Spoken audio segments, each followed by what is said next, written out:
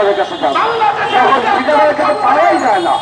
অথচ আমাদের যে কাজ করে কারা আপনারা জানেন, আমাদের সম্পূর্ণ দিক নির্দেশন এবং কাজকর্ম সমস্ত প্রতিষ্ঠান করে, টিভিডিসি প্রতিষ্ঠান করে, কিন্তু আমাদের দায়ভারটা আনতে চায় না।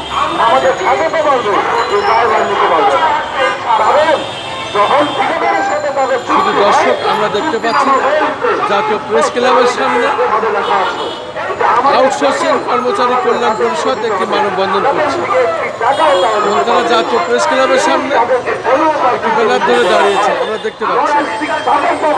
প্রতি মাসে ৬৪,০০০ টাকা দেওয়া হয়, কিন্তু আমরা তা পাই না। একজন ফলম্যানের বেতন ২২,০০০ টাকা, তার মোবাইলে মেসেজ চলে আসে, তার অ্যাকাউন্টে যখন ঢুকে ঠিকাদার কোম্পানি নিয়োগ দেওয়ার পর জন্য সমস্ত চেক সই নিয়ে তারা হাতে নিয়ে রেখেছে। তারা ব্যাংক থেকে টাকা তুলে আমাদেরকে ৪ ভাগে ৩ ভাগে ২ ভাগ টাকা আমাদের দেয়, ১ ভাগ ঠিকাদার কেটে নেয়। সেই কথা যখনই আমরা বলি তারা বলে আপনারা আপনার কোম্পানির সাথে কথা বলেন, আমরা জানি না। এমনই যেহেতু তারা চুক্তি করার দরকার ছিল, এই চুক্তিনামা তো দরকার ছিল না, তারা পিঠ বাঁচানোর জন্য চুক্তিনামা করেছে।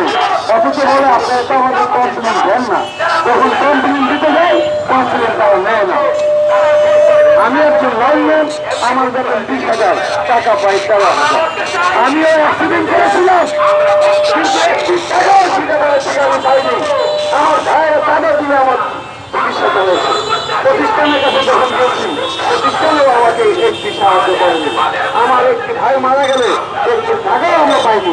তারা কন্ট্রাক্ট হয়ে দিতে ইন্স্যুরেন্সের কথা লেখা আছে ১ লক্ষ টাকা ইন্স্যুরেন্স, অথচ ডিপিডিসির একজন পার্মানেন্ট হিসেবে ইন্স্যুরেন্স ১ কোটি টাকা, আমাদের ইন্স্যুরেন্স ১ লক্ষ টাকা। সেই ১ লক্ষ টাকাও আমরা পাই না। সেই টাকা কোথায় পাই?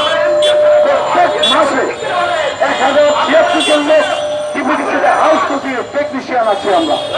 ১,০৭৬ জন লোকের ৬০,০০০ টাকা করে যদি কেটে রাখে, আপনারা হিসাব করেন মাসে কত লক্ষ টাকা হয়। ৭০-৮০ লক্ষ টাকার মধ্যে ঠিকাদার প্রতি মাসে কেটে খাচ্ছে আমাদের। লজিস্টিক সাপোর্ট বাবদ ৬৬,০০০ টাকা তাদেরকে দেওয়া হয়, কিন্তু সেই টাকার সেফটিও আমরা পাই না। আমাদের ইউনিফর্ম এবং সেফটি শু, সেফটি গ্লাভস কিছুই আমরা পাই না। সেফটি শু দেওয়া হবে, তারা আমাদেরকে ৪০০ টাকা দেয়। ৪০০ টাকা কি সেফটি শু পাওয়া যায়? বলে ৪০০ টাকা সেফটি শু পাওয়া যায়? অথচ আমরা কি কাজ করি এটা দেশে আপনি জানেন। তাহলে আমরা কেন এই অন্ধকার জীবনযাপন করছি? আমরা কি অন্ধকারকে আপনাদের জীবন আমরা আলোকিত করি, আপনাদের হারের আলোকিত করি, আমরা কেন অন্ধকারে থাকবো? এটাকে আপনারা দেখেন না, আপনারা জানেন না, আপনারা শুনেন না। আমরা বারবার কমপ্লেন করেছি, বারবার লিখিত অভিযোগ দিয়েছি, তারপর কেন তারা এটা দেখেন? ওটার মাল কি করে, মন্ত্রণালয় কি করে, সচিবালয় কি করে? আমরা যখন প্রমাণপত্র দিয়েছি, তারপরে কেন এই কঠিন বিচার করে না? আমাদের ন্যায্য দাবি কেন তারা আদায় করে? এবং আমাদের বোনাস ২তে একটি বোনাস দিত। এবার আমরা কি করছে দেখেন, এইবার নতুন করে একটা টেন্ডার দিয়েছিল। এই টেন্ডারে আপনারা কি দেখেছেন কোথাও কোনো বেতন যদি একটা ধার্য হয়, সেই বেতন পরবর্তীতে তার বেতন কমানো হয়? কোথাও আছে?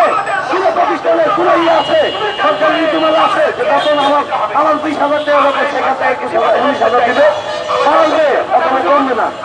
কমবে দাম বাড়ে, আমাদের বেতন কমে।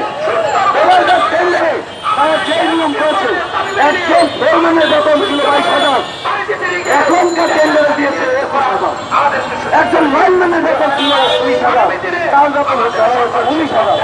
একজন টেকনিক্যাল ক্যাবিনেটের বেতন ছিল ৩৭,৫০০ এবং আপনার নেটওয়ার্ক কোঅর্ডিনেটরের বেতন ছিল ৩০,০০০।